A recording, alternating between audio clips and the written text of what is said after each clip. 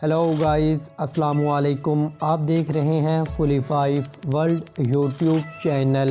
मैं हूं फरहान अलीम जी। तो गाइस, आज हम बात करेंगे अपने पेल के एयर कंडीशनर में जो एरर F7 हमारे इंडोर की डिस्प्ले स्क्रीन पर शो होता है। गाइस, ये हमारे एयर कंडीशनर में किस पार्ट्स के मिस हो जाने या ख़राब हो जाने की वजह से हमारे इंडोर की डिस्प्ले स्क्रीन पर ये एरर शो होता है।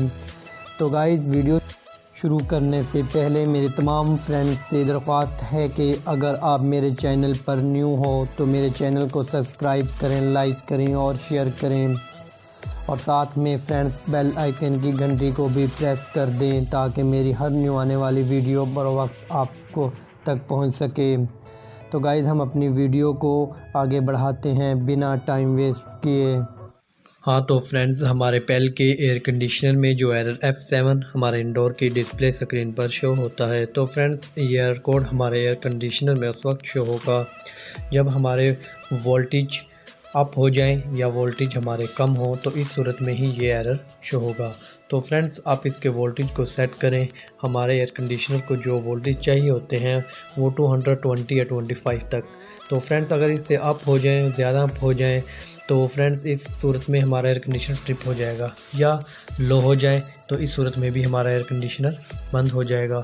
तो फ्रेंड्स, आप इसकी सप्लाई को पूरा करें, 225 या 20 तक रखें, तो हमारा एयर कंडीशनर ये एरर देना बंद कर देगा। और हमारा एयर कंडीशनर जब हमारे वोल्टेज पूरे होंगे 220-25 तक, तो हमारा एयर कंडीशनर ये एरर शो नहीं करेगा और हमारा एयर कंडीशनर अच्छे से वर्क करने लगेगा।